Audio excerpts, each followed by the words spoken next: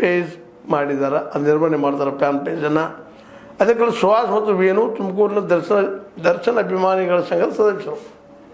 ಇವರೆಲ್ಲ 3 ಜನ ದರ್ಶನನ ಅಭಿಮಾನಿಗಳು. ಇವರಿದ್ದಂಥವ್ರು ಸಂದೀಪ್ ಕಡೆಯಿಂದ ಸುಳ್ಳು ಸಾಕ್ಷಿ ಹೇಳಿಸಲಿಕ್ಕೆ ಪ್ರಯತ್ನ ಮಾಡಿದ್ದಾರೆ, ಒತ್ತಡ ತಂದಿದ್ದಾರೆ. ಅದಕ್ಕೆ ಅವರು ಹೋಗಿ ನ್ಯಾಯಾಲಯಕ್ಕೆ ಈ ಒಂದು ಕಂಪ್ಲೇಂಟ್ ಮಾಡಿದ್ದಾರೆ. ಇಂಥವ್ರು ಹಿಂಗೆ ನಮಗೆ ಸುಳ್ಳು ಹೇಳಿಸ್ತಾ ಇದ್ದಾರೆ, ದಯವಿಟ್ಟು ನಮಗೆ ರಕ್ಷಣೆ ಕೊಡ್ರಿ ಅಂತ. ಸಹಜವಾಗಿ 3 ಜನರನ್ನು ಪೊಲೀಸರು ಅಟ್ಯಾಕ್ ಮಾಡಿ ಹಿಡಿದ. ಇವತ್ತು ಅವ್ರಿಗೆ ಏನಪ್ಪ ಅಂತಂದ್ರೆ ತಮ್ಮ ಕೈಯಲ್ಲಿ ತೊಗೊಂಡು ಈ ಕೆಲಸ ಯಾಕೆ ಮಾಡ್ತಾಯಿದ್ದೀರಪ್ಪ ಅಂತ ಬೆದರಿಸಿದ್ದಾರೆ. ಸಹಜದ, ಯಾಕಂತಂದ್ರೆ ದೊಡ್ಡ ಕೇಸ್ ಇದು. ಇದರಲ್ಲೇ ಮೊದಲೇದಾಗೆ ಈ ವಿಷಯವನ್ನು ಇಷ್ಟು ದೊಡ್ಡದು ಮಾಡ್ಕೊಳ್ಳೇಬಾರ್ದಾಯಿತು. ದರ್ಶನ್ರವರು ಇದರಾಗಿ ಇನ್ವಾಲ್ವ್ ಆಗಲೇಬಾರ್ದಾಗಿತ್ತು. ಯಾಕಂದ್ರೆ ನಿಮಗೆ ಗೊತ್ತದ, ದರ್ಶನ್ ಇವತ್ತು ಒಬ್ಬ ಐಕಾನ್ ಫಿಲ್ಮ್ ಇಂಡಸ್ಟ್ರಿಯಲ್ಲೇ, ಆದರ್ಶ ಅವನ ಬಗ್ಗೆ.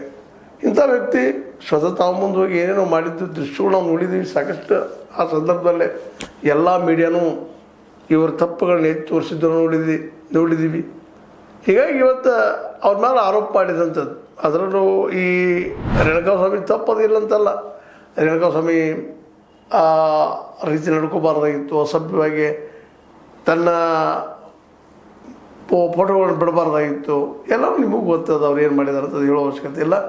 ಆದರೆ ಇವತ್ತು ಏನಾಗಿ ಬಿಡೋದಪ್ಪ ಅಂದ್ರೆ ಅವೆಲ್ಲ ಮಾಡಿದ್ದಕ್ಕೆ ಸೆಟ್ಟಾಗಿ ಈ ನಮ್ಮ ದರ್ಶನ್ ಅವರು ಕಾನೂನು ಕೈಗೆ ತೊಗೊಳ್ಳೋದು ಕೆಲಸ ಮಾಡಿದರು ಅಂತ ಅವ್ರ ಆರೋಪ ಅದ.